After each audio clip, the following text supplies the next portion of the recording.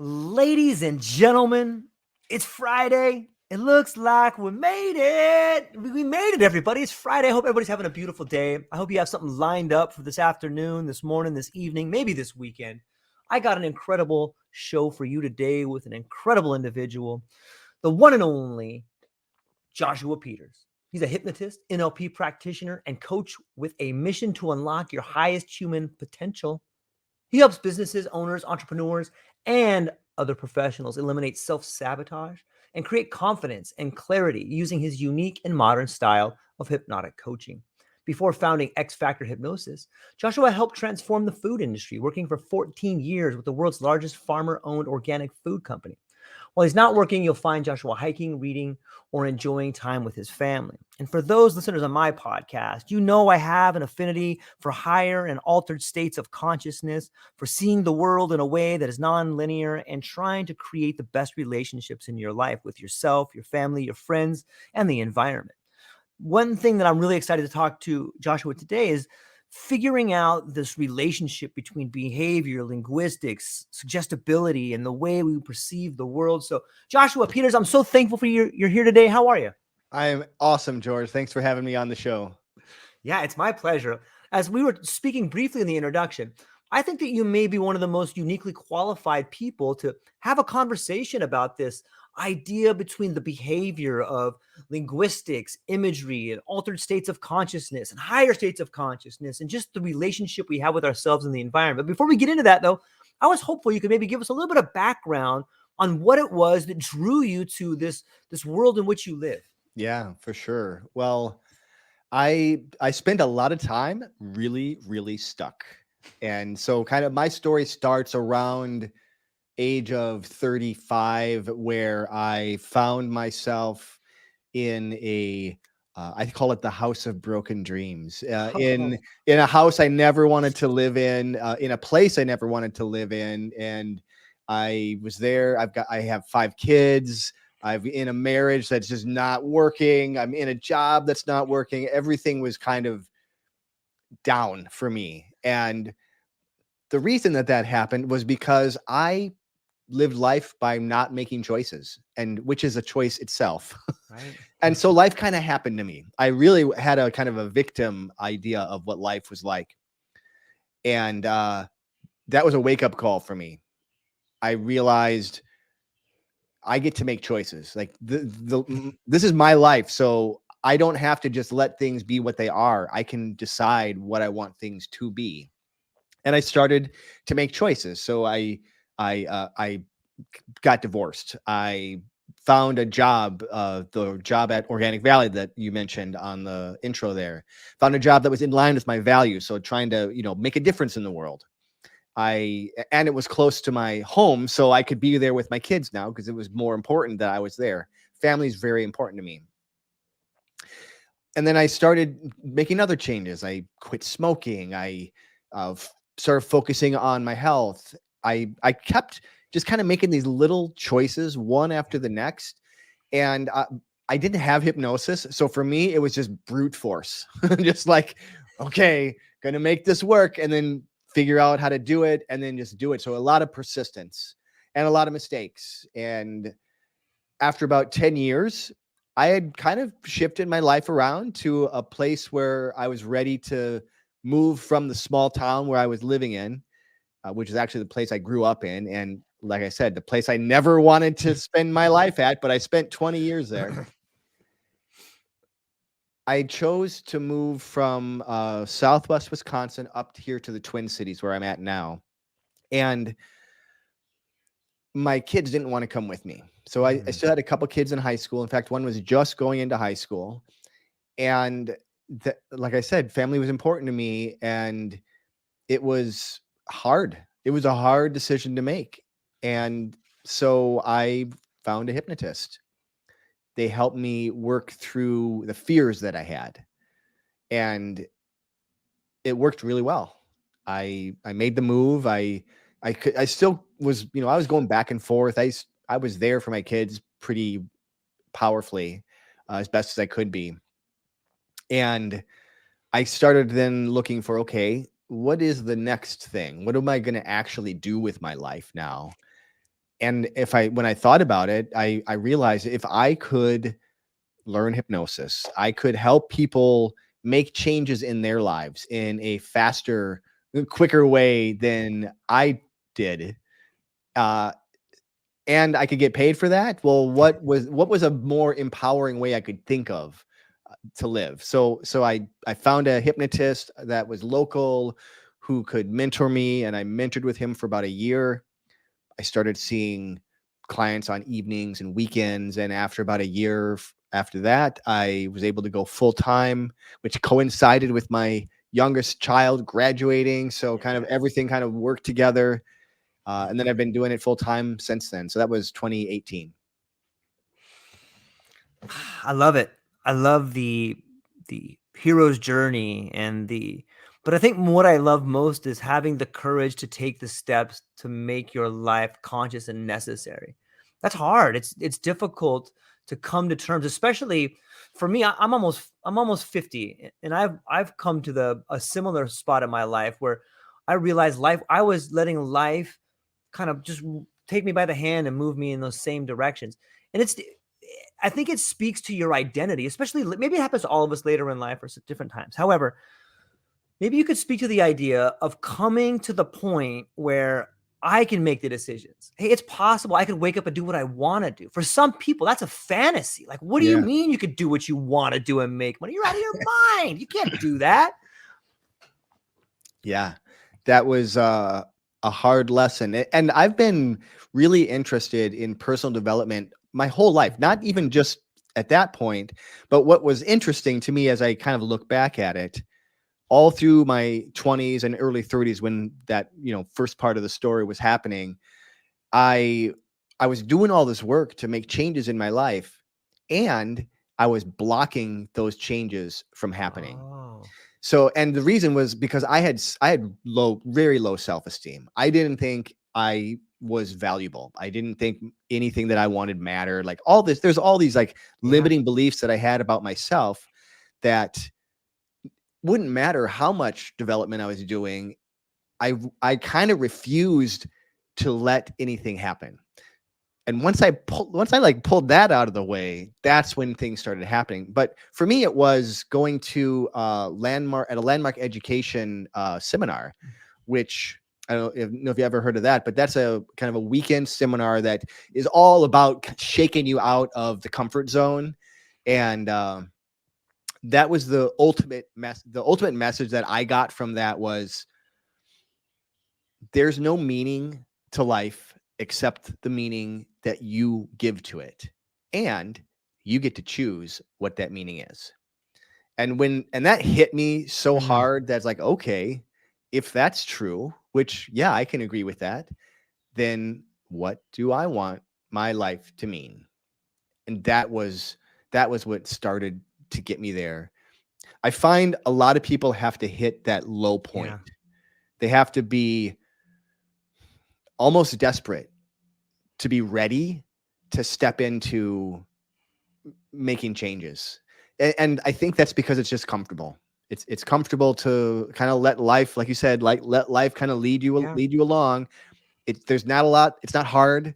You just kind of let life happen, and then you deal with it until you just can't deal with it anymore. Yeah, I on some level, it speaks to the idea of good is the opposite of great. But on another level, it speaks to the ideas that Viktor Frankl taught us in Man's Search for Meaning.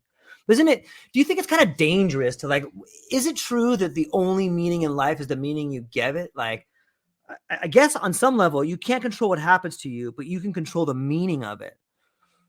It's such a giant thing to think about. How did you get your arms around it? Like, you go to the landmark thing, you start hearing these ideas, you start playing with your life a little bit. Was there maybe you could speak to that, like that moment it clicked? Well, I mean, that was like when I heard them say that was just it's a thing that I had heard before. Okay. It's an Eastern idea. And I knew it at a conscious level. Yeah. I think because of the whole process that they went through, like they kind of control when you're eating and when you get to take bathroom breaks. Like they do a lot to put you in this state, an altered state, where they can hit you with these truisms, or I mean, it's not even a truism. It's just a way of looking at the world, I guess you could call it. And it hit me so deeply that I started to look at my life and to realize, actually, this is true. Like all these, so I like to make rules about life. I still do it. Like I don't mean to, but somebody tells me something. This happens with my wife and I a lot. She will tell me something and I'm like, okay, this is how it is. This is the rule. It's not a rule. It's like the one, she just told me this one time, but in my mind, I like set it up as the rule. And that's what I had been doing all through life, where something would happen. I would make something up about what that meant. Then I would live like that's true. And we all do that in a lot of different ways. Like that's the unconscious mind giving us a program that didn't, and then it starts to run. We don't think about it. It's just like automatic. Is that like the foundation for hypnosis? Like being able to program your patterns of thought? Like how would you define hypnosis? Like what is it? Hypnosis is a state of, often, so this isn't always true, but it's often a state of relaxation, but it's really about focused concentration. Most of the time when you're in a relaxed state, but we don't have to be in a relaxed state to go into a hypnotic state.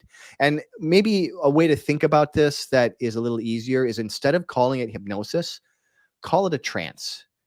I think that's a better way to look at it. Because hypnosis has, all kinds of baggage to it, which has its pluses and minuses, because everybody knows something about it. But really, we go in and out of trance states all the time. Like we're in and out of, we're driving trance. Here is the most common trance state that people go. That's the most common trance that we have in our modern world. So we go into that state, but so hypnosis is another trance state that gives you access to your imagination in a deeper way, to these other parts of us that we don't always even know are there. It opens us up to be able to hear messages, something that kind of like what happened to me in that situation. I was in a trance state, so that when this statement that I had heard before and was up here, now it hit me down here, like right at the heart kind of level.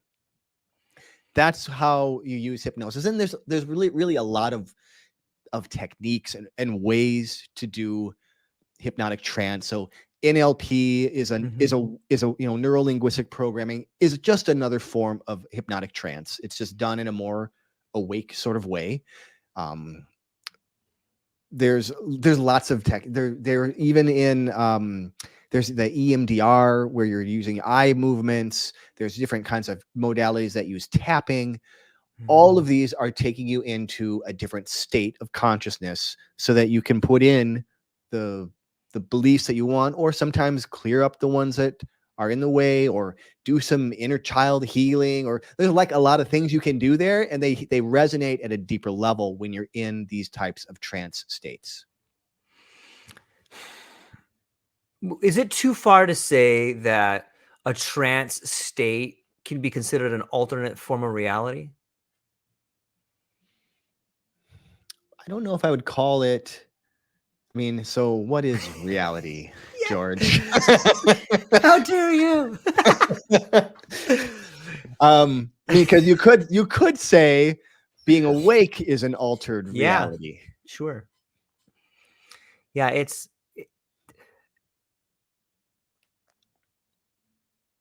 I love language.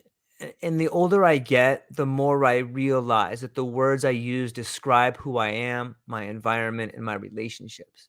And when you become aware of that, you begin to understand that you can model reality, whatever that is, the state in which you're moving around, however you want to. And it's really powerful. And it's, I guess that kind of leads me to one of my first questions is that, in your opinion, how does the language used during hypnotic inductions influence the depth and nature of altered states of consciousness? And what implications does this have for understanding suggestibility?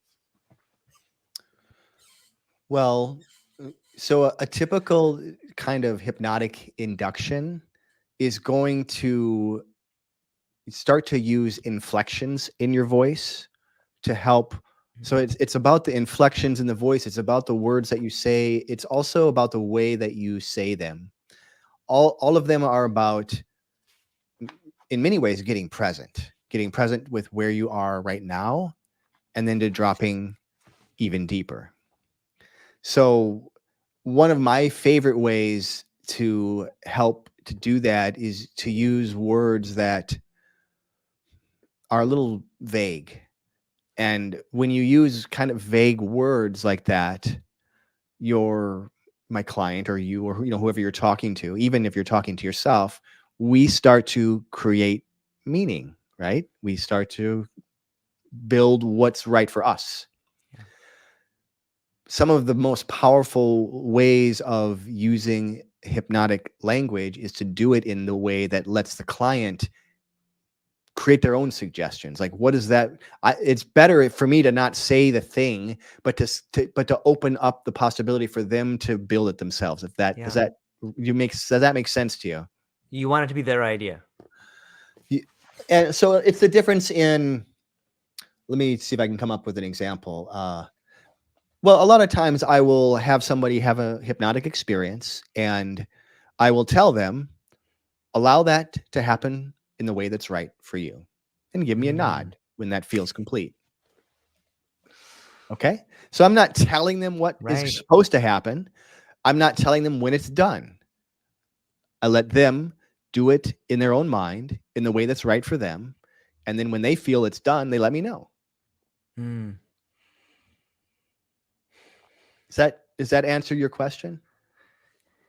Yeah, on some way, it seems to me you're allowing them to get leverage on themselves, allowing them to give themselves permission to move forward. So what you just said right there is almost everything I do. And sometimes it takes a while to get through that, and takes a lot of kind of exercises and practices for them to get to that point. Much of what I do, one of my mentors shared with me that sometimes all people really need is a cheerleader, somebody to be on their side. And when they have that, they can take on the world. But most of the time, we don't have that, or we don't think we do. In fact, our own minds are often opposite of that, telling us all the things we do wrong and kind of beating ourselves up, where we go into a hypnotic state, and I just remind you that you are enough, that you're loved, that you're creative enough and smart enough and worthy of everything that you want in your life. And I mean, sometimes hearing that can bring tears to people's eyes because they've never heard that before, whether from anybody else or even from themselves. Yeah. It makes me think about the relationship to patterns. When using myself as an example, I can notice the way I think, but you really need someone there to notice you noticing what you think, right? Yeah. What if you bring it to language, kind of what we started with here, it's similar, because we will use language to describe certain things. So I'll give a good example. I see a lot of people that are dealing with anxiety at different levels. And in fact, most people are dealing with that at different levels. Many of them, they call it my anxiety. And they are owning, they make it part of who they are. So sometimes it's enough to help them just separate. Let's change how we talk about this. So from now on, if you're feeling anxious, you can feel the anxiety, or the anxiety that you feel. You don't get to call it your anxiety anymore, because it's not yours. It never was yours. It was something that you experienced, but let's start to separate from it, right? That's an example of how somebody uses language to hold on to the problem. And people don't just do that with anxiety. They do it with everything. So my anxiety, my OCD, my fear of flying, whatever their particular thing is, my self-sabotage. Yeah, it's interesting. I never thought about it from that angle, but you're making it your identity. It's like some part of you wants it there. Like, this is mine. Yeah. You can't have it. It's mine. I got this. This is my anxiety. It feels cozy and safe, even though it feels uncomfortable. It's familiar.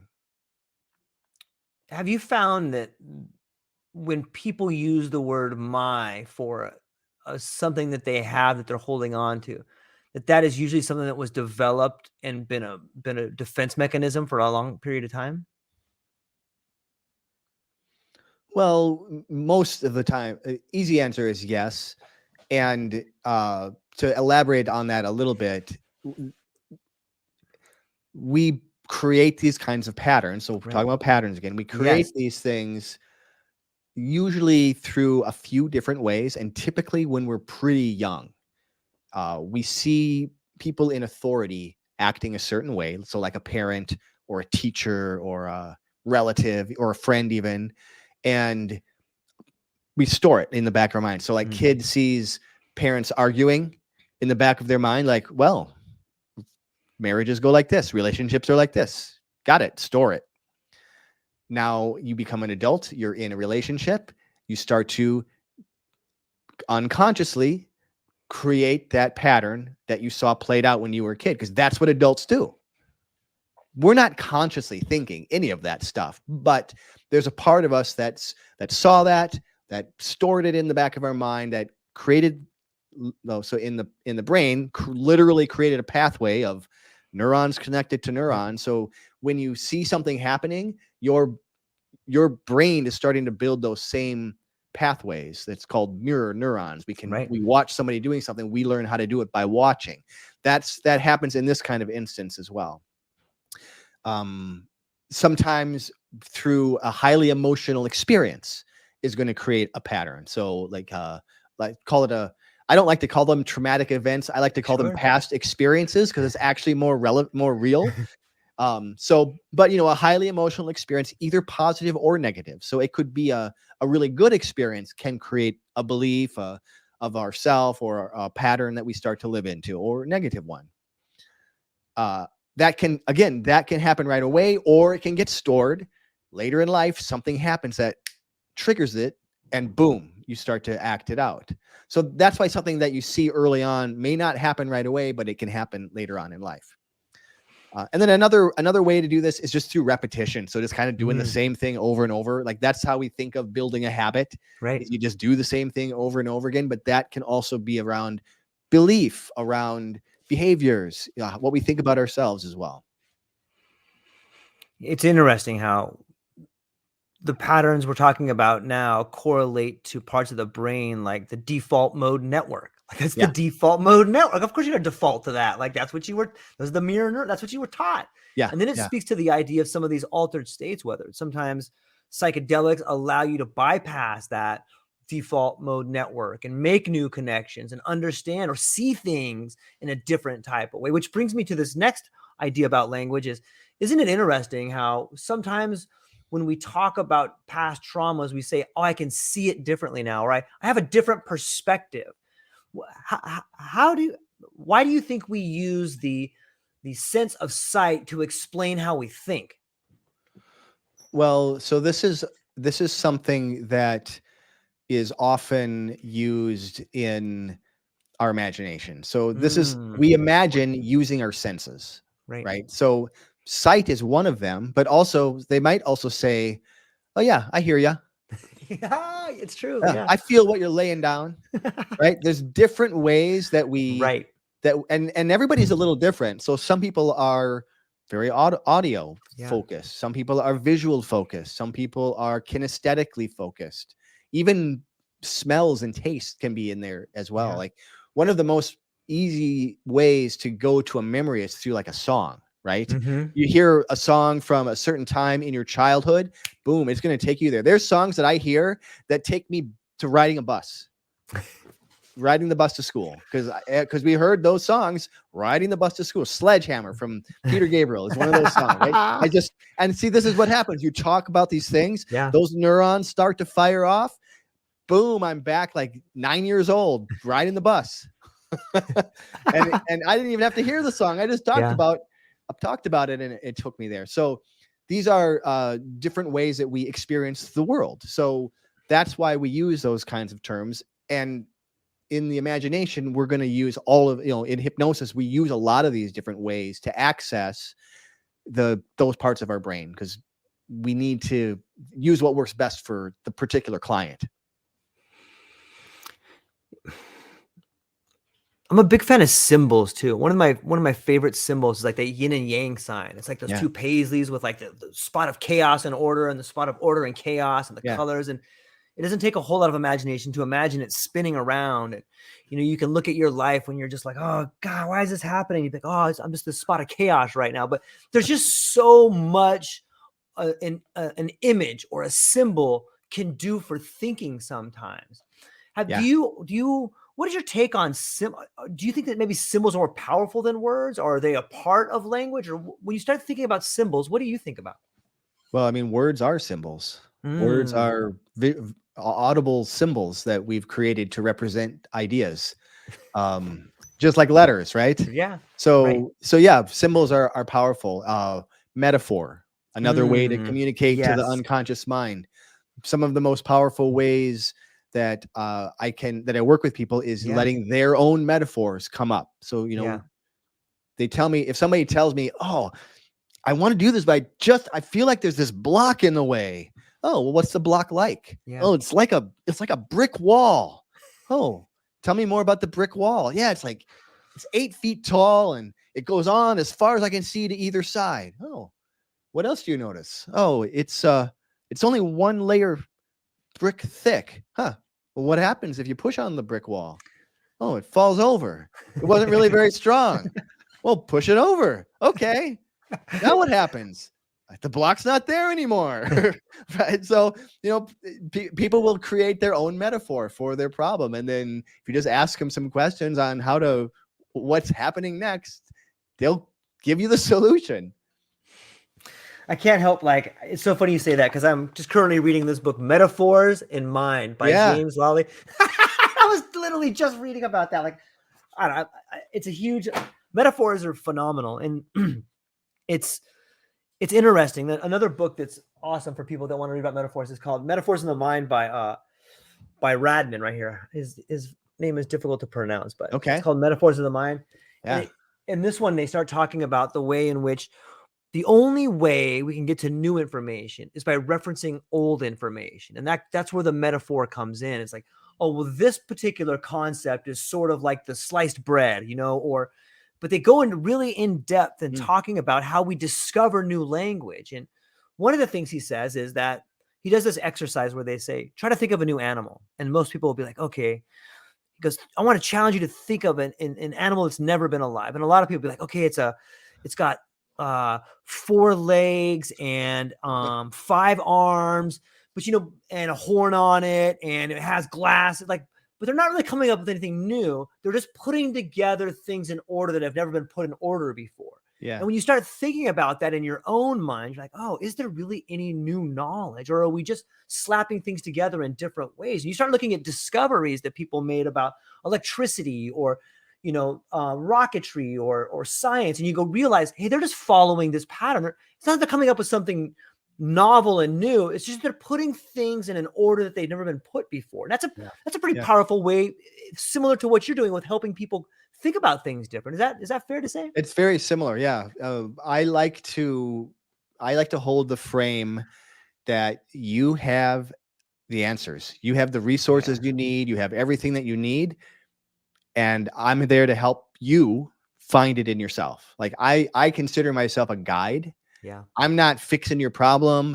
I'm a guide to help you get to the place where you can fix your problem. Can you say that again? I think that should be something that people realize. A lot of times people think that they become the healer when in fact the medicine is already in them. So maybe you could just repeat that again for people.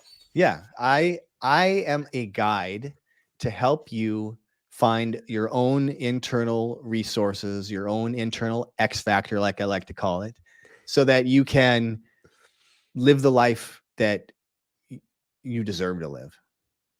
I love it. I love it. It's really well said. And in heightened states of consciousness induced by hypnosis, how might linguistic patterns shape the perception of time? And how is this reflected in subsequent behavior? I guess what comes to my mind as you ask me that is because you're in a deeper state, that's a very much more imaginative state, we can go back in time. We can alter experiences in the past. We can go forward in time to create really creating that mental pathway, right? So we go forward in time to practice a situation, and all of it kind of blends together. Often people in a hypnotic experience kind of they either lose track of time. So they often will come out of it thinking that little time has passed, or a lot of time has passed. And they're usually wrong about both of them. Oftentimes it's like it goes by very quickly. So time gets a little bit flexible in a hypnotic state, or really in a trance state. So it's not necessarily about a hypnotic state, any kind of trance state. Like imagine a time where you've been in a flow and just kind of time can just go by and you're just in that state, just doing, watching a great movie or something that you're really immersed in, right? You lose track of time. So this is a trance thing, not a hypnotic thing. I feel like maybe it's just me, but I feel like our relationship as a culture, I feel like our relationship with time is changing. And I wouldn't recommend this experiment, but you can do it. So let me just put that out there as a primer. If you want to speed time up or slow time down, if you go to a red light and you just wait, sometimes it goes pretty slow. But if you go to a red light and pick up your phone, time flies like that. You can change time if you want to. But it's a really great way for you to understand that you've been conditioned to experience time in a certain way. And I think our culture puts these time restraints on us. Here's another one if people want to start thinking about how weird time is. When you think of an octagon, you think of 8 sides. So why is October the 10th month? Deca, why is Deca the 12th month? You start thinking like, that's kind of strange. You start digging into this idea of, well, maybe it's for taxes, but there's all these things just waiting to grab your attention if you start thinking about time. Another one that I really like is there's a fascinating individual that he's far gone now, but his name is Mircea Eliade, and he talks about like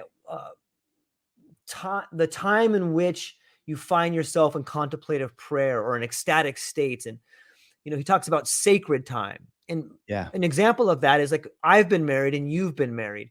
And that moment where we're standing at the altar or standing wherever it is in this time, we shared that time. That's sacred time. Even though we weren't together, I can tell you about the time we got married and you can picture what that time is like. Yeah, and it's like this thing we get to share far away from each other. And it doesn't matter if it's you and me on the East Coast and West Coast, or if it's me and my great-great-grandfather. Like you can experience the same time as someone else. That's kind of profound, right? Yeah, that's a beautiful thought experiment.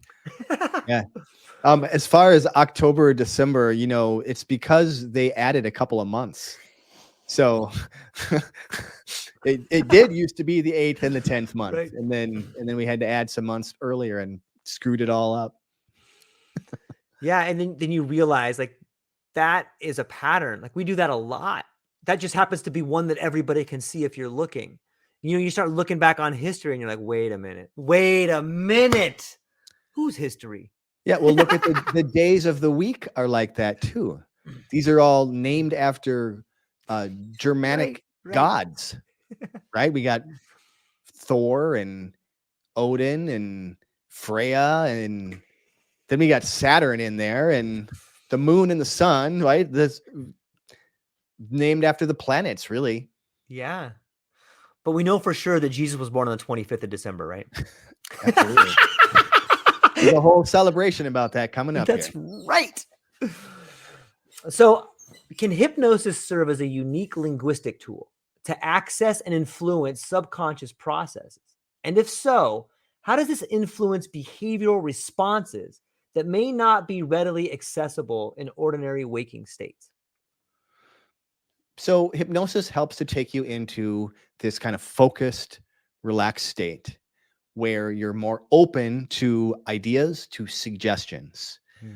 Then when you hear these words, when you're in that state, it's kind of like that moment where I was at that conference and I heard those words.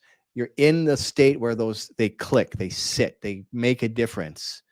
So hypnosis is a trance state that allows you then to, whether you have a hypnotist do this or whether you're even doing it yourself, saying words to yourself, reading to yourself, it starts to build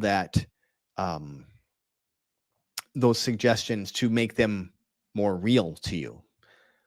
A lot of things that I will use with a client. So say they have a fear of flying. Like that's a good example of. It's kind of a simple one that is easy to think about. I will actually give them a whole list. So I'll take them into a nice deep state. So a hypnotic experience usually starts with an induction. That's kind of what you think of, counting down from 10. And then you take them a little bit deeper. You help them relax more. You start to get them in their mind, imagining things. It helps them get more and more real in their mind as they imagine some small things.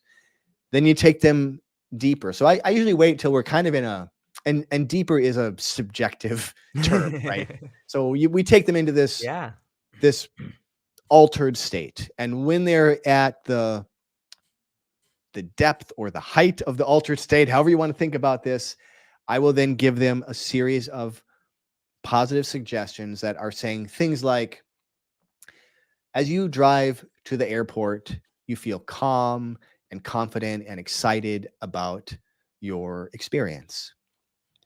While you're standing in line at the security checkpoint, you feel safe and in control. As you wait for your plane, you find yourself so completely distracted by what you're doing that you're let go of the challenges of the past and you focus on the confidence that you have now. And as you're riding in your plane, you feel more and more confident that you can do not only those things that you have to do, but you can do whatever you ought to be able to do and to do that easily. Like so we just kind of use those kinds of terms. So it starts to build, again, it's actually really simple in a neuroscience based way where we bring up the neurons that the problem is there. So that's talking about the problem, right? Like before when I was talking about the Peter Gabriel song and boom, those neurons fired off. So we talk about the problem, fires off the pattern. Mm-hmm. Then we use all these imaginative exercises to send those neurons, those words that I just said, down a new pathway. So we're talking about the fear of flying, but now you're focused, you're calm, you're in control, you're confident, all these things. It's rewiring the brain. Like that is what's happening at the core level, whether you're using hypnosis or any other kind of modality. That's what they're all doing, is they're firing off the problem, adding in the solution, doing that again and again until neuroplasticity kicks in and this new pathway is stronger than the old one.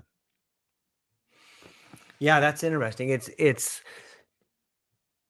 seems very prevalent today, and a lot of people I talk to that are working with like PTSD or any kind of trauma. And I mean, that seems like what you would do is you want to first off get people to be comfortable enough to think about that thing that has been blocked, and then rearrange, change the shape of it in some way. Have you? And to your example right there, like you just gave a great example, right? Because you don't actually have to go into the moment. Mm-hmm. But if that moment that is a PTSD memory for you, if that had a shape, what would it be? Oh, it's a square. If it had a color, what would it be? It's a red square and it's like vibrating and solid and kind of angry. Okay. Well, when you're calm, tell me about that. Well, that's a blue circle that's got waves. And okay, so come back to that red square. Where do you notice it in your body? What happens if you turn it into a blue red feeling? What happens when you turn it into a circle? What happens if you take that vibration and you make it into waves? Oh, that feeling's gone. Oh, really? Isn't that interesting? Like, you can literally do what you described, change the shape of the feeling of the experience into something different, which we don't. I think one of the biggest challenges is people think that they feel something and then they have to like go into that. Like that's just what they have to do. It's not necessarily a bad thing to feel your feelings, but also sometimes maybe we don't want to just suck into the negative feeling, and we would rather for maybe there's no reason for that. Like that's like a trigger moment, right? Some stupid thing happens that has nothing to do with getting angry, but you still get angry. Well, there's ways that you can shift that. So now when you're in that trigger moment, you get to decide how you feel. This brings up, I've had this idea in my mind that's kind of been knocking on the door, if that makes sense. And it's like this idea of the texture of language. On some level, I think we're beginning to move past this idea of, or maybe it seems to be language is evolving. And I think it has a texture to it. You know, a lot of the times the shape of words, be it the vibration of the sound that comes from us. But I think that if we really paid attention and began to decipher the texture of language, I think we could really communicate more effectively. Maybe that's why poetry is such a wonderful way in which people can respond to it. Sometimes when you read poetry or hear a song, you know, you can get goosebumps or your face gets flushed. But yeah, what do you think about language having a texture to it?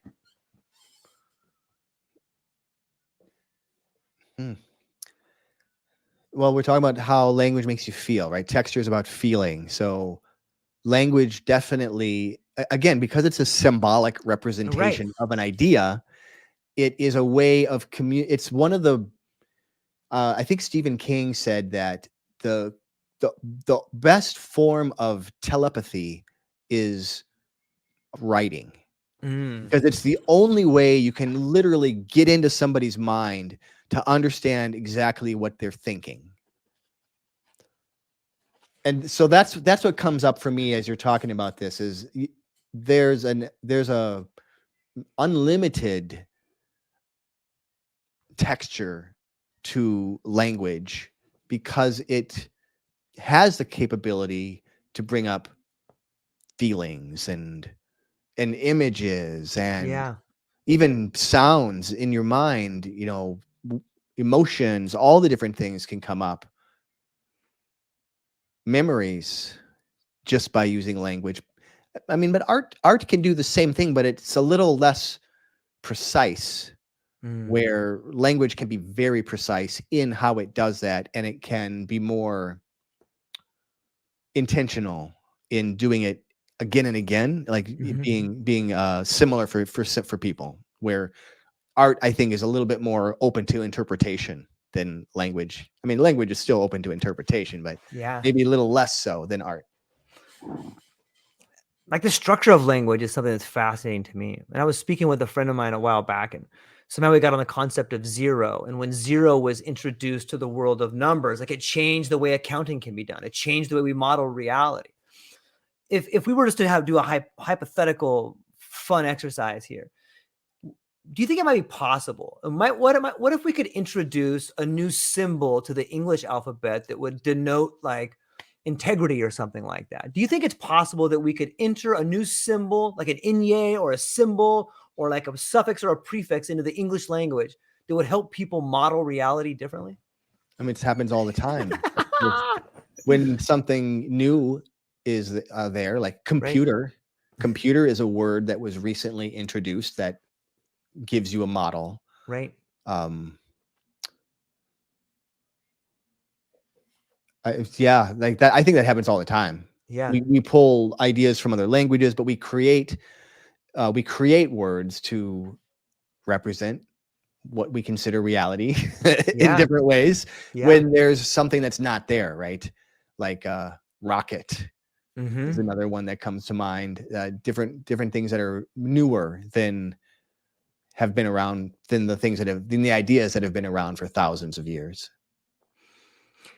There's a pattern that I've been noticing, and it seems that over the last maybe decade or so, we've been verbing nouns like, hey, instead of Google, like we're Googling that now. Yeah. And it seems to me that echoes, like if you just start doing that with nouns, like, like George as a noun is a person, place, or thing. But what about George as a process? What about Joshua as a process? What about Joshua as a verb? I think if you start looking at your way like that, it really helps to speed up the progress of what it is you're trying to accomplish. Like you are a process. And if you start looking at the world around you like a process, whether it's Googling, whether it's Georging, or maybe you're Joshuaing, I think that you can really, it gives you that perspective the same way maybe altered states of conscious give you another perspective. Using language in your life and verbing nouns kind of gives us that idea of a process. What do you think about that? I kind of like that. It's like, how if I'm Joshuaing something, it's how do I do it? Right. It's like, how does Joshua do this? And, it's different than Georging the same process. Totally. Like, the way that I Joshua a podcast is different than the way that you George a podcast. That's so awesome. Yeah. That kind of stuff makes me excited for the future. We like my daughter and I play all kinds of cool word games where one time when we're brushing our teeth, we'll play this game where you got to think of an animal. You got to think of something. It could be an animal. It could be an idea. And then my idea, my animal has to beat it. We'll start out she'll say an ant, and then I'll say a lizard, and she'll say a cat, and then all of a sudden, we're at plagues or a comet coming down, but it's super fun for people to imagine and play games like that. There's a story in The Sandman. That's where I got it from. Yeah. Okay. So you've read that. Yeah. But that's an ancient story. The riddling game. It's kind of like, don't they call it the oldest? I think so. The oldest game in there, I believe. Yeah. It's a fascinating wizard battle, right? How one wizard battles another by turning into the next beast. Yeah. I like that series, but he hates God so much that it's kind of hard for me to read. I don't know why. I'm not super I must read something into it that bothers me about it. But it just seems like he just on some level, his animosity towards religion as that character is it's too much for me. I don't know why. But let me see. So considering the power of suggestion in hypnosis, how do linguistic nuances contribute to the formation of positive or negative behavioral changes? And what role does the choice of words play in reinforcing or altering existing patterns? So I guess the way that I would respond to that one, and we've talked a little bit about this already, right? Let's say so like a hypnotist is somebody who is really working hard to give you a positive suggestion, because everything, if I'm going to give you a suggestion, I'm going to give you one that is in line with your values, in line with what you want, because we've already talked. I know what you want. We've figured it out. And I'm not going to say something that is out of line with what you do want. Plus, I usually will give you suggestions that are open enough so that you create the meaning of them. Again, you create your own meaning. Okay. Where this actually seems more relevant is the suggestions that we give to ourselves. And the word, again, if we're going to come back to words that we use, I think of, there's a handful of words out there that I think of as disempowering words. And these are words that we use all the time to essentially let us off the hook. So this is what Master Yoda talks about. Do or do not, there is no try, right? So when somebody tells me that, well, I tried to do that, what they're really telling me is they didn't do it. Right. When they tell me, well, I should do this, well, we know they're shooting on themselves. We know we don't want to do that. Or they have to do this. Well, have to and need to, that's what your dad told you. And we know what happens when your dad tells you to do stuff, right? So there's these words like try, should, have to, need to, want to is even in there. What it comes down to, for what I have found, is it just comes down to a choice. Like, you're ultimately choosing how you show up in life. You might not want to hear this. So if you don't want to hear this, close your ears right now. But everything that is happening in your life is you're choosing for it to happen. You're choosing. If you're procrastinating, it's not because you got the procrastination gene. It's because you're choosing to procrastinate. And now, granted, there might be lots of unconscious stuff happening there. But if you don't deal with that, well, you're choosing to allow the unconscious stuff to take control. And like we always have a choice. We always have something we can do. Yeah. Yeah. It's sometimes when I find myself or my family saying, I have to do this, I say, no, you get to. You get to do it. Exactly. I just see my daughter go like, oh. Not No, again. you get to clean your room. Isn't that exciting? Yeah. In exploring the intersection of hypnosis and language, how might the hypnotic experience challenge or reshape traditional concepts of free will? I guess we kind of hit on that just now, but are there ethical implications of influencing behavior through linguistic suggestion? Well, yeah, there are ways that you can use language to I mean, politicians do it all the time. Yes. Right? There's ways that language is used in a non-ethical way. Yeah.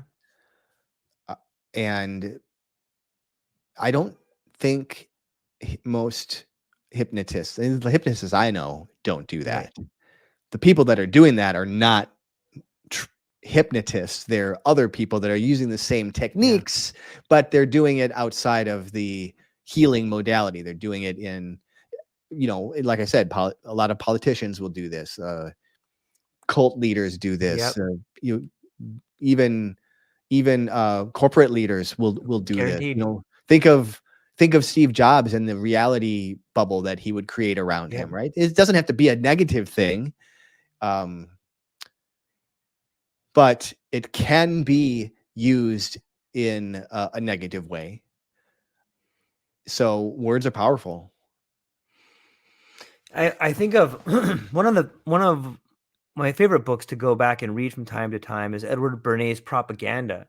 And in that book, they speak about the world in which you live is shaped by men with whom you'll never meet. And you start thinking about these ideas of like, what is my thoughts, and we see it in culture all the time. Mm-hmm. And it's fascinating on some level when we look at hypnotism or suggestion or propaganda on a level, like we understand that we want there to be shared goals and shared sacrifice. And so you want to give people a shared vision, but that can go awry really fast, especially when you're dealing with a big group of people, right? It's hard because a lot of times the road to hell is paved with good intentions. But what do you think about using techniques on a mass scale like that?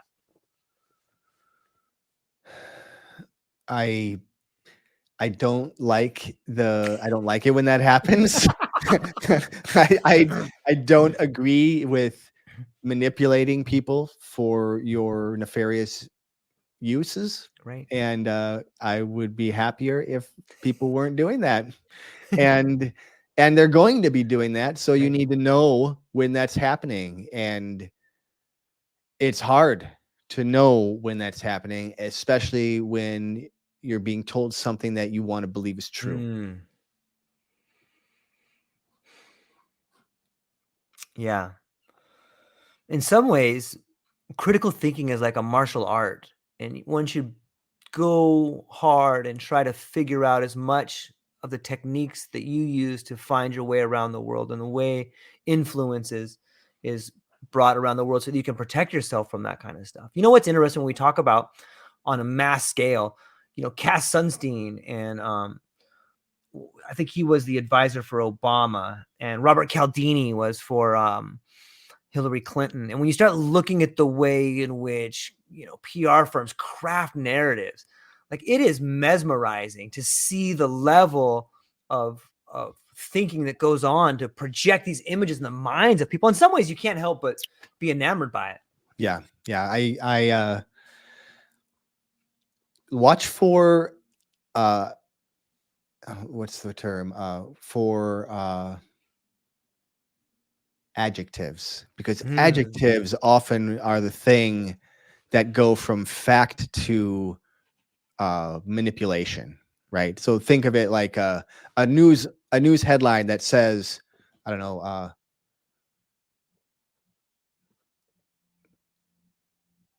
somebody, I'm trying to think of a way to say this, X company lost money.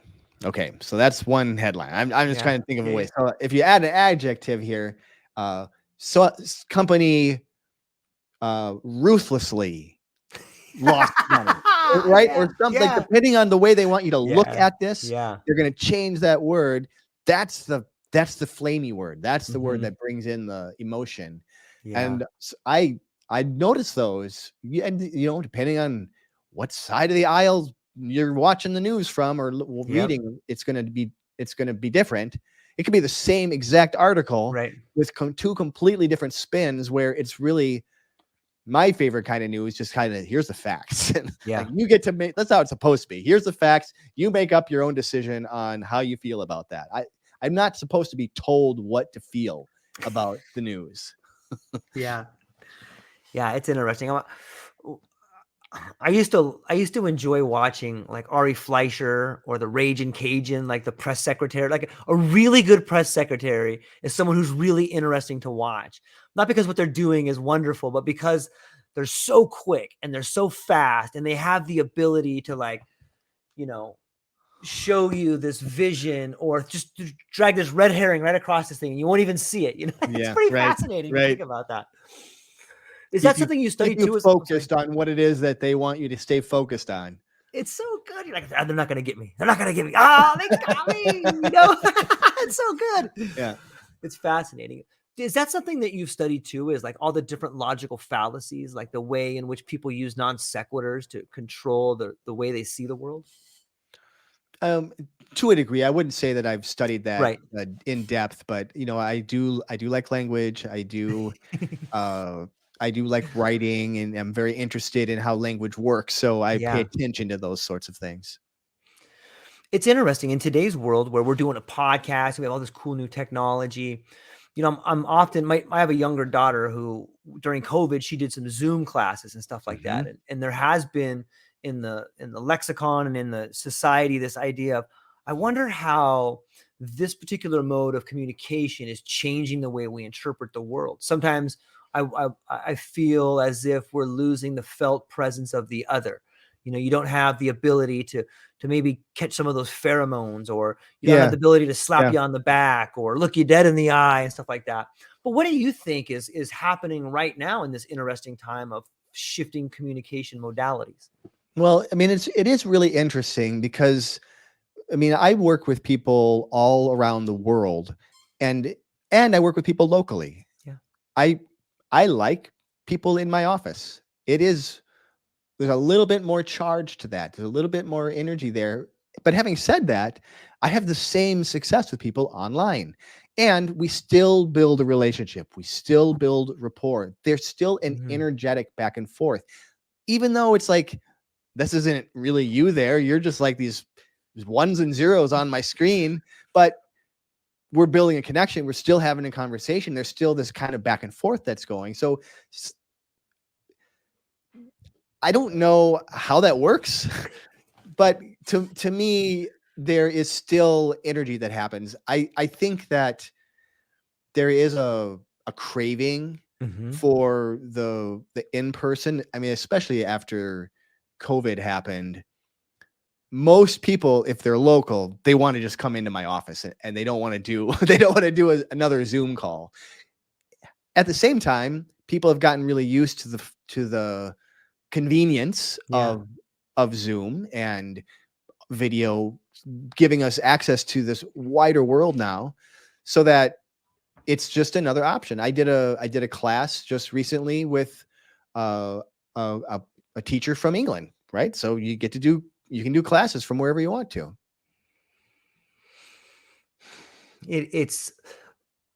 I go through different ideas of what may be happening. And that's half the fun of it, is exploring what may be happening. And in the beginning, I thought to myself, well, maybe what's happening is this atrophying of the ability to pick up small nuances from people.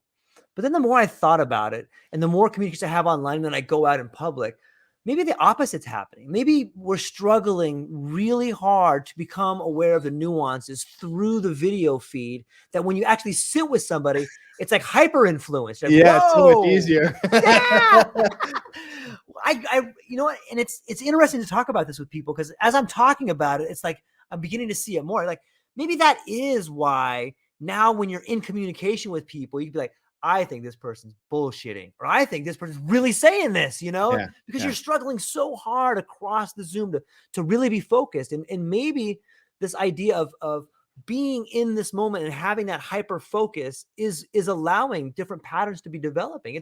I don't know. That's pretty cool to think about though, right? Yeah. Yeah. We're always building new patterns, building new pathways, figuring out new ways to think and do things. Yeah. In your opinion, how do altered states of consciousness induced by hypnosis impact the linguistic processing areas in the brain? And how does that relate to the observed changes in language, perception, and production? I think it slows things down. So it opens up your, again, this is just what this is my opinion here. It seems to open you up to be able to accept things, words, ideas, images that the conscious mind might say, I don't believe that. Like I could look somebody in the eye and just say, you are enough. And they'll just like blow that off. Like, what's that weirdo talking about? Take them into hypnosis. And I tell them that, and it hits them and they cry because they've never had that happen before. And they feel it. So that's kind of the difference. It seems to make it easier to accept, to feel, to like internalize what you're hearing, whether it's, from me or really from yourself, and allow it to be, I guess, real for you. Okay, so this speaks to something that's fascinating. Do you feel that when you're able to do that with someone and you could feel it, isn't that kind of intoxicating sometimes? When you can do that for somebody, that feeling that resonates back to you from you helping them, that's an intoxicating feeling sometimes, right? I don't know if it's intoxicating. I wouldn't necessarily use that term, but it is. I mean, it is a positive, powerful feeling. And to me, it's about when that happens and somebody's having that kind of emotional reaction. It makes, first of all, I could feel it. Like I do feel that myself, Sure. But it also makes me aware of the responsibility that I have to hold this safe space, right? I think that one of the things that I'm good at is holding that space, so that, whether you're a mother who's coming in for whatever challenges that you have, or the biker dude who's coming in, both of them feel safe to be able to express whatever they need to express. And I have had very manly men in tears in my office where they would never be like that anywhere else. This is the only place where they can be, where they feel safe enough to be able to do that, because I can hold that space for them. And it's important to keep that space there for them, whether it's online or whether it's in person. You can still hold the space either way. Maybe that's the difference between someone who's been trained and who hasn't been trained, is that, like, I use the word intoxicating. That's kind of dangerous that I would use that word. Like, you're like, I'm going to hold space. I'm like, I think it's intoxicating. Like, maybe I should get some training over here. Like, take it easy, George. well, we all know who not to go to for some hypnotic techniques here. I'm going to make you guys feel awesome. Watch. Word choices though, right? Like hey, at least I can notice the pattern. Like, that's gonna count for something. So can hypnotic language be considered a form of augmented communication that unlocks latent cognitive abilities? And how does this relate to the potential for enhancing learning, memory, or creativity?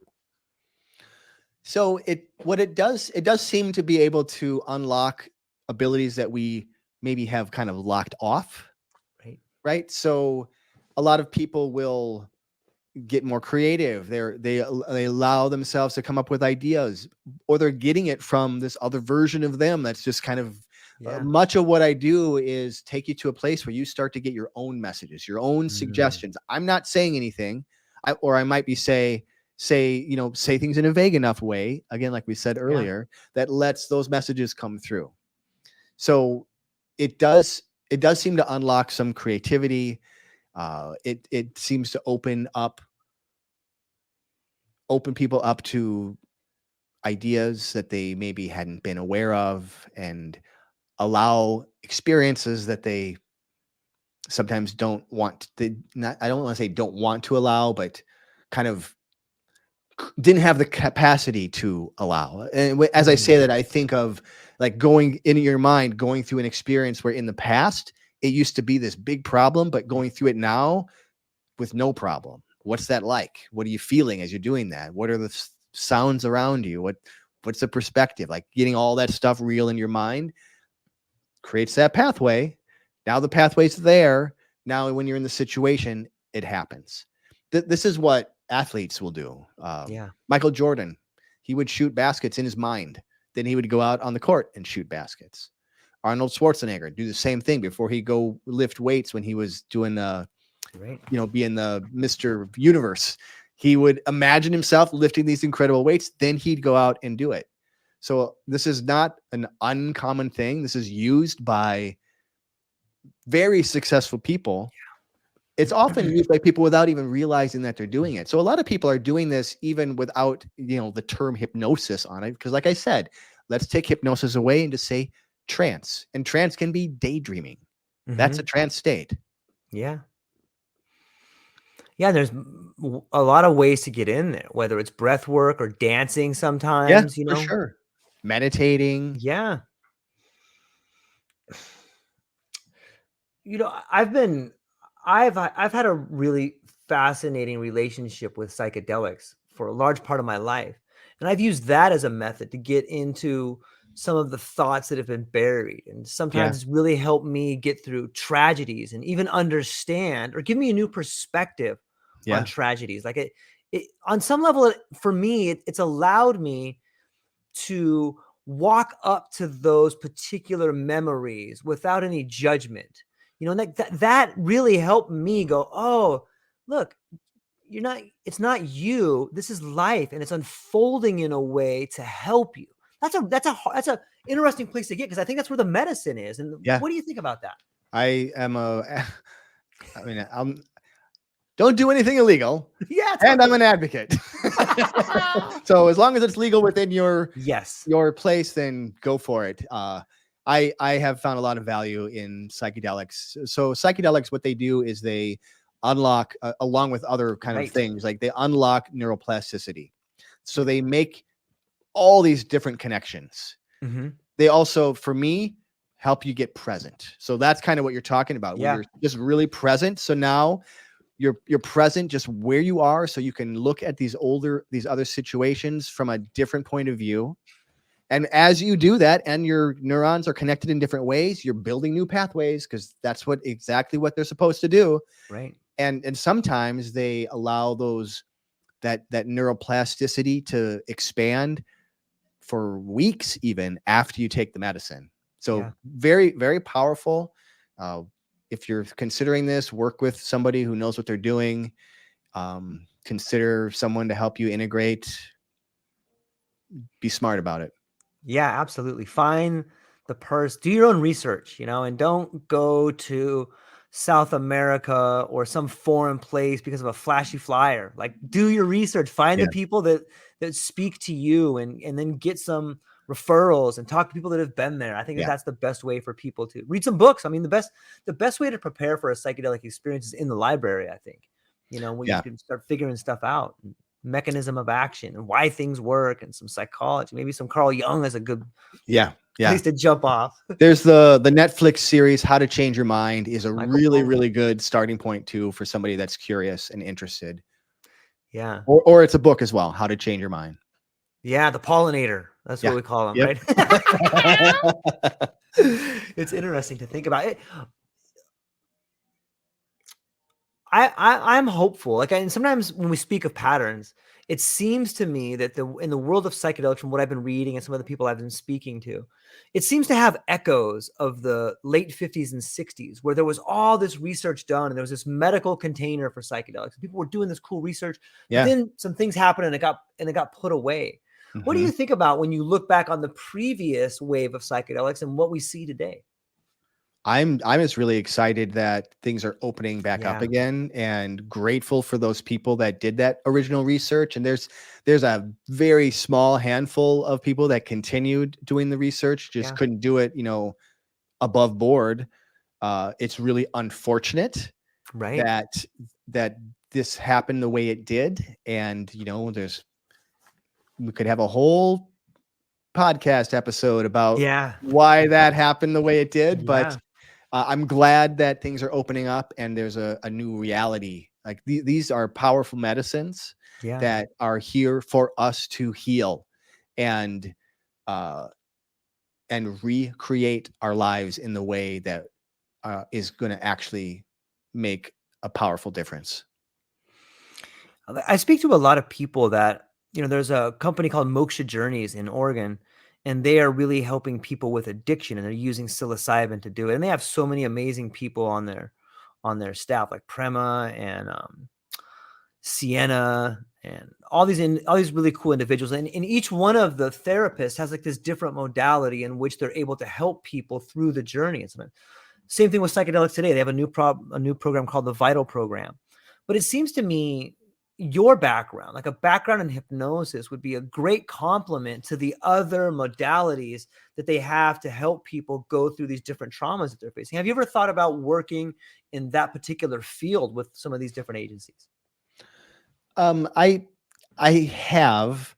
I kind of prefer just being on my own right Yeah, now, yeah. and I do some psychedelic integration with people, Mm, so I don't take them on journeys or right. anything. But the what I have found, and this has been true for me too, Yeah. is you can have a psychedelic experience. It can be life changing, Yeah.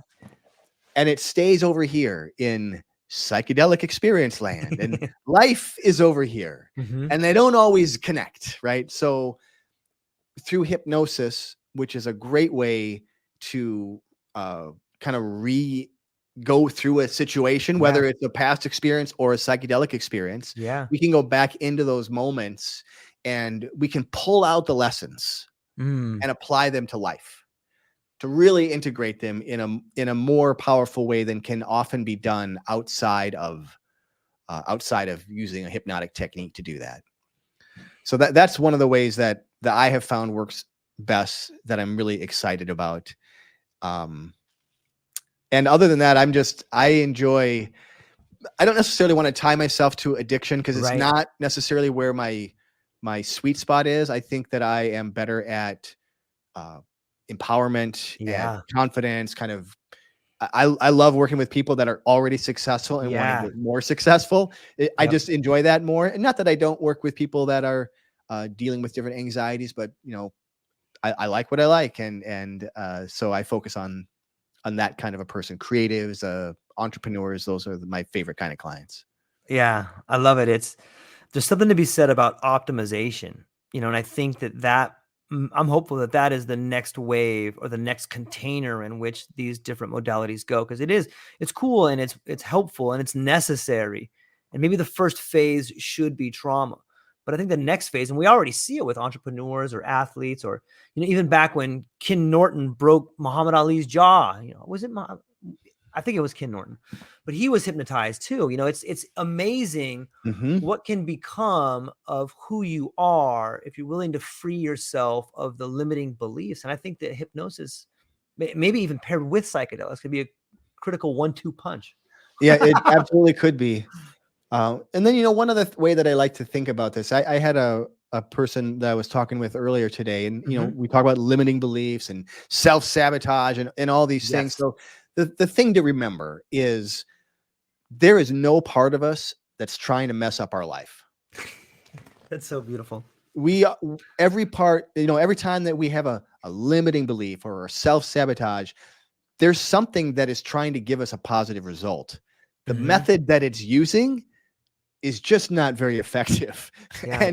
and it's confused. So, call that shadow work, call that integration work, whatever you want to call it. We're learning to accept all these different parts and to kind of get them in alignment so that we're all working together in a positive way, because it's not trying to stop us, to sabotage us. It's just trying to keep us safe. And it's keeping us safe in the only way that it knows how. So sometimes that's through anxiety, that's through fear, that's through, fear of flying or one of these phobias, or maybe just being super shut down. Like, there's lots of ways that we try to stay safe that, it keeps you safe because it doesn't let you do anything. Yeah. It brings up this idea. Like, there's been times where I've been on a pretty deep journey and something comes up that I don't want to think about. And what I've learned is that the more that I try to push it away, the more intense it gets. And it's interesting because, it's really helped me discover how I discover things. First off, it's difficult just to hold one thought in your mind, not think about anything else. Right. But once unless it's like, it's going to stay right here. And if you try to push out, it's going to get bigger. So like that has taught me, like, okay, you got to sit with it. No matter how long it's going to sit, no matter what, you have to face it. You have to sit with it. And pretty soon you come to the idea, okay, this too shall pass. But right now, this is something that it's not going away. I have to think about it. And that's helped me realize, looking back on my life, all the times that I distracted myself so I didn't have to think about it. Yeah. Like, I am horrible at this thing. Oh no, I'm going to go clean my room, or I'm going to wash my car, or I'm going to go outside, or I'm going to go for a run. Like, okay, no, you're not sitting with it. And I think that's one of the most powerful, one of the coolest things, the most powerful things, and one of the most frightening things that I've learned from those states of consciousness is becoming aware of the thing, right? Be aware. Like, maybe we can talk about awareness for a minute. That's a pretty powerful one. Yeah. Well, and so this reminds me of, so let's talk a little bit about why I think that is. Okay, so I have to give a frame for this first. So my personal frame, I don't know if this is even a belief, it's just the frame that I use based on life experience, is that you, me, we are little sparks of divinity. Okay. So let's say we're a spark. Let's just, for the example, we'll just say that that's the truth. We are sparks of divinity, because what is divinity? Divinity is like everything, right? Everything in the universe, everything that is going to happen, everything that's ever happened. It's like this big cloud of just like love. And it's kind of boring. So to experience a little thing, something a little different, something a little interesting, it has to split itself off and kind of go into these different experiences. So that's you living your life. That's me living my life. We are the universe experiencing itself go through life so that we can have experiences. We can go back to the universe again and then start over and do that again and again. But because, the big blob of love is just kind of boring, it craves experiences. And those aren't necessarily just positive experiences. There's no judgment on what an experience is. It's both good, bad, the sad, the happy. All of it is exquisite to that spark of divinity because it's experience. And the big blob of love is just everything already. So there's no differentiation. So that's the frame.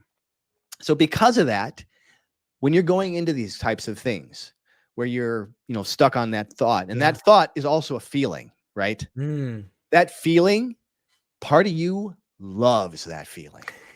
Part of you just wants to feel. That's the spark. It wants to feel. So if, to your point, you just allow yourself to feel that and just be okay with it, it doesn't mean that you're always going to feel that. It just means that right now there's a part of you that loves this feeling, and it's okay. It's okay that it loves that feeling. And if you allow it to just pass through you, and if you notice, here's the interesting thing. If you start to pay attention to not the thoughts, not the meanings, but the feeling, it might actually be kind of good feeling. So I've noticed when I do this, the feelings that I get, they're kind of like energy in my body. It's kind of, Mm. it's exciting. It's this rush of energy where if I don't put any meaning to it, I can look at it. Oh, this is a good feeling. This is like this rush of energy. It's this powerful feeling that I was putting all this other meaning on.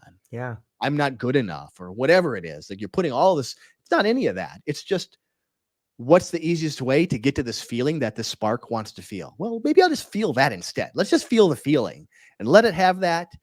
And usually it's done. Usually once you've done that, that's the integration. That's letting it be real. That's letting it become, it's not the resistance anymore. The resistance is the problem, where if it's acceptance, okay, part of me wants to feel this. Okay, let's feel this. We don't have to put meaning on it. We don't Yeah. have to put thoughts on that. It doesn't have to mean anything about me. It's just a feeling.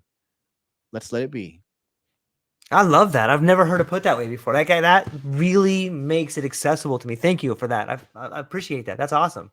Yeah. Looking forward to having these things that I thought were negative feelings now. Right. So negative thought, maybe negative thought, negative Yeah. meaning, but Right. the feeling itself is probably just kind of, it's just a feeling. It's just another feeling.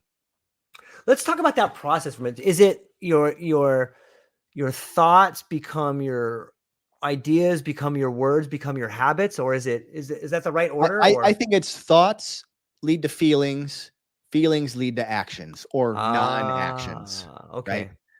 So think thought is, oh, I did that stupid thing. Oh, you idiot. Okay. Now I'm feeling shame. I'm feeling Okay. negativity and I'm feeling it in my body. And so I go away from the situation. I hide. I get angry and I smash something, right? Lots of different ways that can happen, right? So you can either have an action or a non-action. And those are the three ways. That's essentially what I do with my work is I help you quiet your thoughts, kind of get in control of the thoughts, update those feelings. That's the rewiring, like the reprogramming, so that you can take a new action and making that action part of who you are now, like stepping into who you really are, that spark, that divinity. Yeah. I think that on some level on like a, in the world of psychedelics, there's this debate about what a bad trip is, and we're back to language and meaning and stuff like that. But I was speaking with some very interesting people, and there's also this debate in psychedelics about, on some level, people are trying to take the negative aspects, like the magic out of the magic mushrooms in some ways. Can you have the same sort of neuroplasticity and the results for the BDNF without having the psychedelic part of it? And some people say yes, some people say no, but it seems to me what's happening right there is that negative manifestation of you freaking out is your brain being rewired in real time. Like that is the neuroplasticity. And this is the manifestation of like, oh, I can't believe what's going on. I hate this thing. Like, yeah, that's the resistance. That's what that is. Yes. So that's the challenge with that. That is the risk, right, of using psychedelics is, are you ready to face what's there? So people that haven't done a lot of inner work, it can be harder. And I can, I'll share a little bit. So I did a lot of psychedelics in my younger years. Yes. And then there was this long space where I didn't. And then I started exploring again. Yeah. And I have a whole different perspective on how it shows up. Like it's much easier. It's more, but it's also deeper. Right? Because I'm open to allowing it to happen. I let it flow through my body, and I just let whatever's going to happen and accept it. And that is in the past, there were times when I would resist what's coming up and I didn't want to face it. And that makes, that's like a bad trip. It's also, I mean, think of getting stuck in the loop, right? You don't have to be tripping to get stuck in a loop. It's the same kind of thing. Be with it. I'm here with you, right? Like if you're having a bad trip, hopefully there's somebody there that's just with you that can talk you through it, let you know you're doing great. Everything's going to be fine. I'm here right with you. Take a breath. All the same things that you might say to somebody who's having a freak out in any other kind of situation. It's just about feeling it's okay. You're okay where you are. You're safe. Here, wrap up in this blanket. Have a Totally. drink of water. Yeah. Eat a piece of chocolate. Now we're talking, right? Now we're talking. You're all right. Things are beautiful. Listen to the Yeah. song. Isn't that nice? Yeah. Yeah. Yeah. Sometimes people talk about having like a audio hallucination, like when you hear voices or something like that. What do you think is going on there? Oh, we hear voices all the time. I do, for sure. Exactly, right? So I don't know if it's an audio hallucination. Right. It's just like a part of it's just Yeah. so we way back in the beginning, we talked about the different ways that we access our imagination. Yeah. Audio, visual, kinesthetic. Those are the three main ways. There's others as well, but those are the main ways. So some people that are real audio based, they hear words in their mind. It's just their thoughts or like a part of them speaking. Some people might just feel sensations in their body, feel emotions more.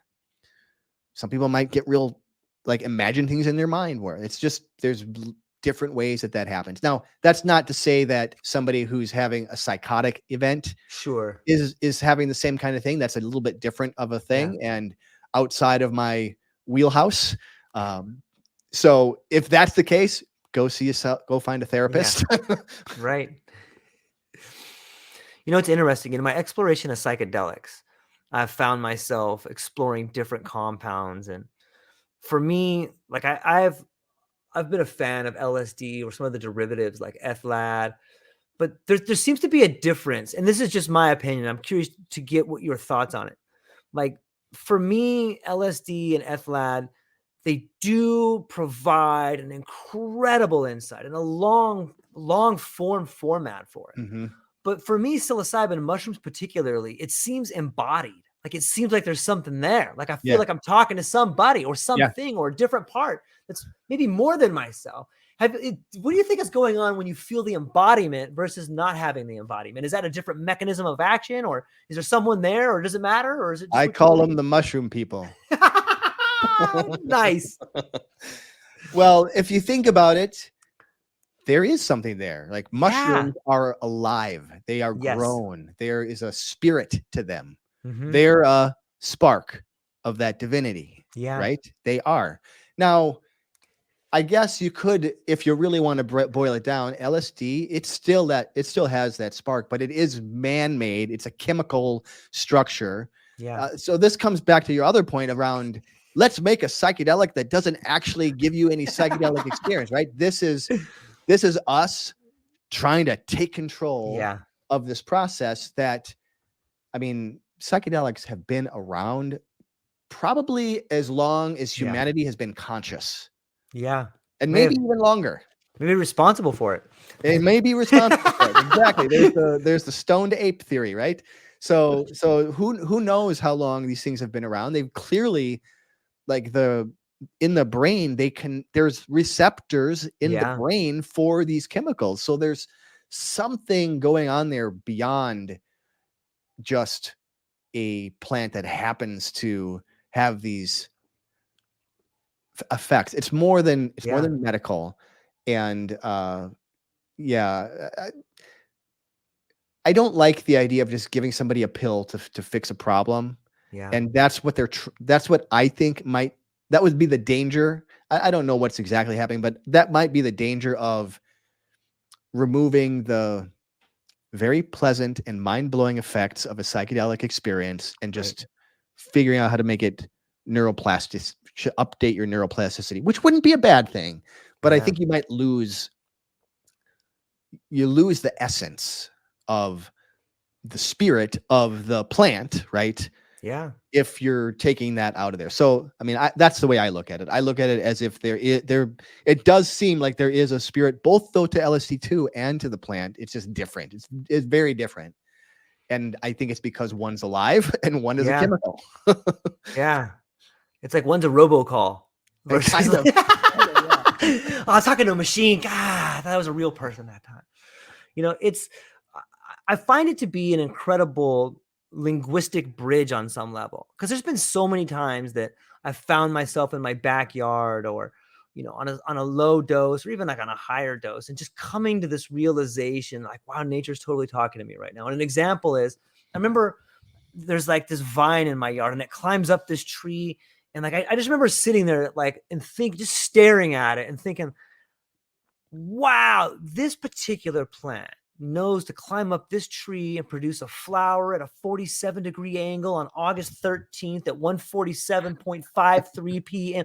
Like, how does it know that? And as I'm thinking that, I'm like, how did I know just to leave my job, take a chance on this thing? And like, it's the same thing. And like, I wanted to hug the plant. I'm like, thank you, just thank you for sharing this with me, man. I love you, and it's like, we can see ourselves in nature if we can just break some of the conditioning on some level. And I really think that's nature talking to us through us. And it's almost like exogenous neurotransmitters, right? It is a way of connecting. Yeah. And there's lots of ways to communicate. Talk about linguistics, right? There's communicating through energy. There's communicating through words. Yeah. I guess if we explore the connection between language and behavior in hypnotic context or heightened states of awareness context, how might the linguistic framing influence the reinterpretation of past experience? I guess we kind of touched on it a little bit, but maybe that's a great way. So, I do that with people often. Okay. And kind of the simplest way is revisiting a younger version of you, like that, in a moment where you needed something that you didn't get, right? Mm-hmm. And giving them the love that they needed, giving them the words of encouragement they need, whatever it is. And then in your mind, again, you're all doing this in the imagination, going through that experience now with the things that you needed, and how that can make such a difference for people. So just that's using linguistics, my words, to help guide them to a place, right, where they're in their mind creating a different experience. It removes the charge from those emotions or from those experiences that used to be highly emotional.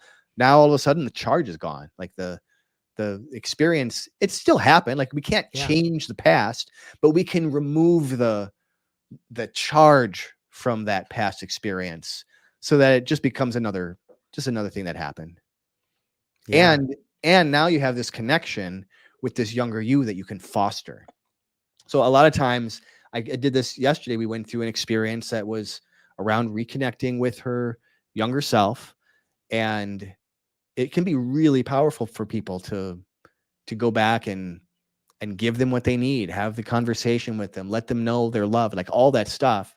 So often when we go through something like that, that's been really powerful, I'll ask my clients to find a photo of themselves or a toy from that time, put it in a place of honor in their home, and talk to them, or light a candle for them, or burn a stick of incense for them. Like, give them some energy somehow. Well, however you do that is, practice yoga, work out for them. I don't care what you do. Just give them some energy, and can build that connection. Because that's, I got here. I'll show you. Yeah, please. I got my little picture right here. Yeah. My younger self that I go to in my place of honor, right over there. Yeah. So it's, and this is stuff that I practice on myself too, because I need it. Gosh darn it, just like everybody else. Yep. Do you run it in the opposite direction once you've run it in the past? Like, it seems to me, once you go back and remove that charge, now you're able to run it in the other direction and model realities that might not have been possible before. Absolutely. Yeah. One of the most important things that I feel I can help people with is to create the future, create the future they want, and give their unconscious mind now a target, so that, because the unconscious mind will give you what it thinks you want. The problem is it thinks you want what you've always had. And so you just go down the spiral until you give it a new target. So that's they call it future pacing, imagining yourself in the future in a situation where in the past it used to be this way, but now you're doing what you want to do, the way you want to do it. You're thinking the way you want to think, feeling the way you want to feel. Like, just fill in all those details and make that real in your mind, and Nod your head when that feels complete. Yeah. That's speaking to the choir. I guess that's why growth is so, you know, constantly choosing the path of growth is scary, because you are denying the subconscious the ability to do what it's always done. Yeah. Yeah. Wow. Yeah. Yeah. I've noticed, like, letting go is an interesting topic that people find themselves talking about in meditation or regression or something like that. But letting go often seems to create space for growth. Right? Do you think that's accurate? Yeah, for sure. Like, I think of it like a cluttered house, Yeah. That's right? beautiful. Yep. That's what letting go of. It's getting Yeah. rid of the clutter, the things that don't need to be there, those things that you keep kicking as you're trying to walk through your kitchen and it's just in the way. So let's Yeah. get it out of the way. Just chuck it. You don't need it. Never needed it in the first place. It's interesting. I was a UPS driver for like 26 years. And I remember, on any route in any neighborhood, there's like a couple houses that are like hoarder houses, Yeah. and you're like, wow, for someone who delivers, you really get to see what's going on. You're like, dude, I'm going to deliver this guy more stuff. Right. It's like put You a feel little note on the bad. package. Maybe Yeah. you should reconsider your life goals here, my friend. Yeah. And then, like, for me, I would know the person and I would see the shame. Like, they wouldn't come to the door because they didn't want me to see them, and I was like, you start building this relationship, even though you don't really know them. Yeah. You realize, like, oh, so that leads you to do research, and you start figuring out, oh, all these things are tied to memory, and they feel if they let them go, then they lose that memory. And I started thinking about that in my life, and I'm going through a part where I'm letting go and I'm getting rid of stuff, and so Mhm. I love books, man. And I bought all these books, and my wife's like, you got to get rid of some of these. I'm like, oh no. Yeah. And she's like, why can't you get rid of this one? I'm like, that's a first edition. And she's like, all these Yep. reasons. Yeah. Yeah. And then, like, I realized, like, okay, this is ridiculous. Just give it to somebody that would enjoy it. And now you've already read it like 3 times. Who cares that you have 2 first editions? Like, give it away. Give one of them away. And then so that process begins opening up the room for growth. And as I start doing that, I realize everything in my house, well, maybe not tied to a memory, is tied to an idea. And that for me was very powerful. Like, oh, this bookcase is an idea that I like to read, and it inspires. Okay. But once you become aware of the idea with which you've associated the thing, it allows you to let go of it. It's kind of Yeah. interesting to think about all the things in your life as potential things tied to ideas. That's kind of interesting, right? Yeah. Yeah. I like that. Man, it blows my mind to go down the path. I love learning, and it seems to me that we're always doing it. And if you get stuck in some moment, think about what the idea that thing represents, and it might change your perspective on it. Mm-hmm. I guess that in states of heightened suggestibility, is there a threshold beyond which linguistic suggestions become ineffective or counterproductive? And how does this inform our understanding of the limitations and boundaries of hypnotic influence on behavior? So, is there a point where the suggestions are ineffective? Is that the Or question? counterproductive? Yeah. Counterproductive?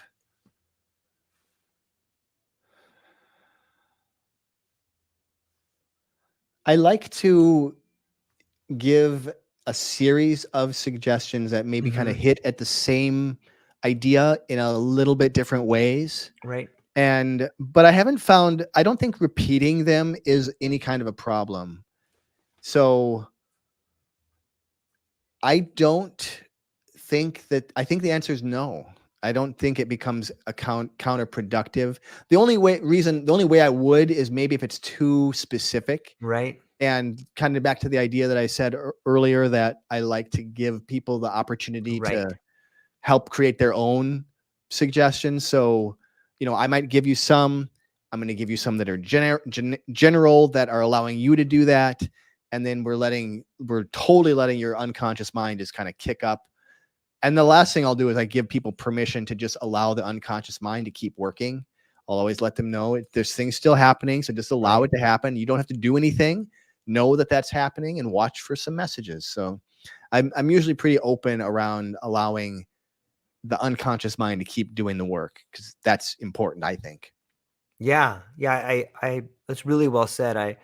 Every now and then in the world of psychedelics, you'll hear about, maybe the point that where linguistic suggestions become counterproductive is when somebody is trying to interpret the problem for you, and they're putting those suggestions in there. Yeah, Maybe exactly. Yeah, someone else that's might. that was the other thing that came to my mind was like scripts, right? Like Yeah. in the hypnosis world, a lot of times people start by reading scripts that are specific to a tech for a problem. Mhm. And the problem with that is that everybody's a little different. So the way that you are a smoker is different than the way that you are a smoker. And so there's some generalities that are Sure. there, but if I create a hypnotic session specifically for this person, and then I try to give it to this person, it has the potential to not hit because things are not in alignment. So there's little things, subtle things that you do that can help make that, just soften those suggestions so that they're not, when this happens, you're going to do this. That has to be a little more specific to the person. You had mentioned Stephen King earlier in our discussion, and I'm curious your relationship with authors and genres, and maybe you could speak to that a little bit. Is there like a certain genre of books that you like? Are there certain authors that you admire, or what's going on there? Well, I was a comic book fan growing up. I am a big Neil Gaiman fan. I'm a Stephen King fan, so I've read most Stephen King books. And that's been I think I read Cujo at age of 9. and I read it because my mom told me I couldn't read it. Mm-hmm. Mm-hmm. Imagine that. And then I was hooked. So ever since then, I like sci-fi a lot, and I like Scandinavian crime. Noir. Wasn't aware of that. Yeah. So I find that my favorite kind of stories, and it's kind of stupid, but I really like the private eye who just never gives up. He gets beat up again and again and again, and he just keeps going. So something about that archetype really resonates with me. And I think it's the persistence thing, like just keeping on moving. It's also I'm a believer in positive masculinity. And so there's a piece of that's behind that kind of an archetype that I really resonate with as well. Yeah. It's what can you give an example of one of those books that you like a lot? That is that detective that is so I'll give you 2. Please. One of the authors is Joe Nesbo, and he writes Norwegian basically modern noir about serial killers, and his hero is a police detective who's an alcoholic, and like all the things that a typical noir kind of a guy. Right. He's a great writer. They're great stories, a whole series of stories that he's written. That's one.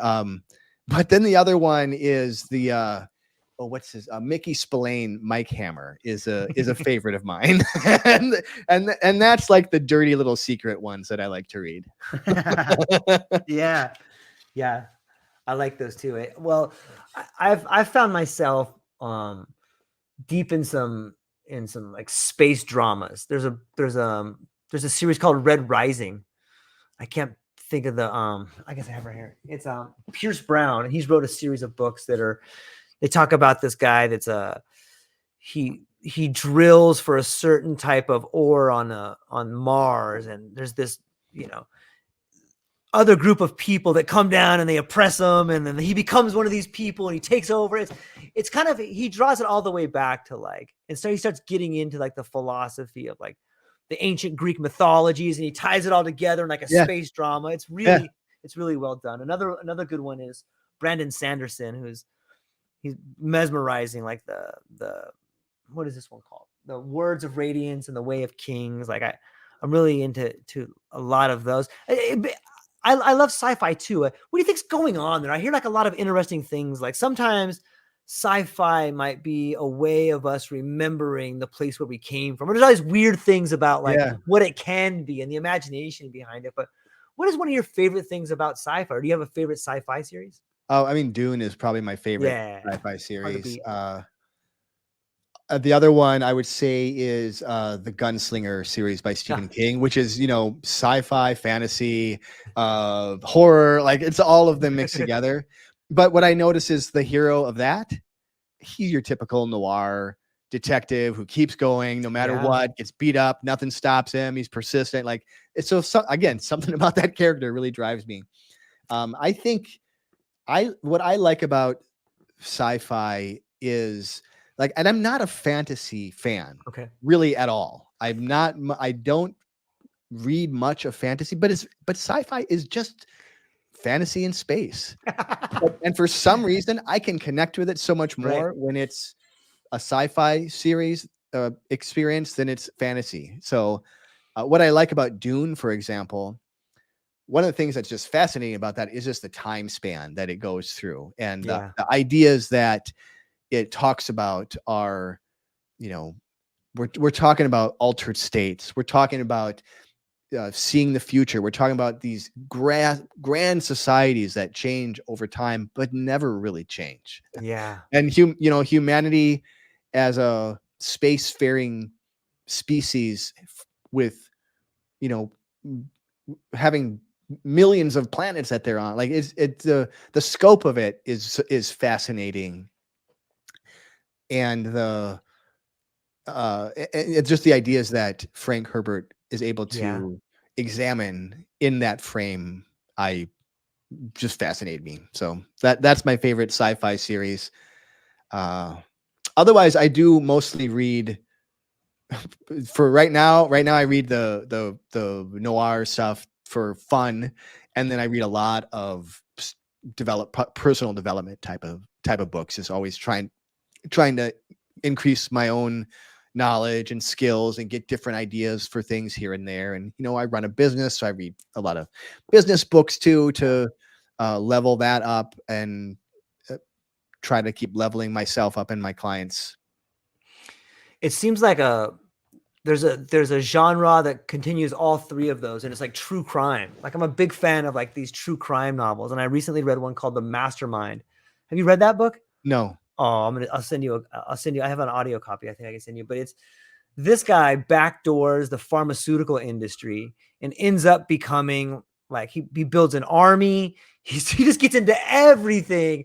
And like I don't want to spoil it for you at the end, but like the guy is a mastermind. Like I read it and I'm like, you gotta be kidding me. You can't help but on some level be like, this guy just smarter than all of them. You know what I mean?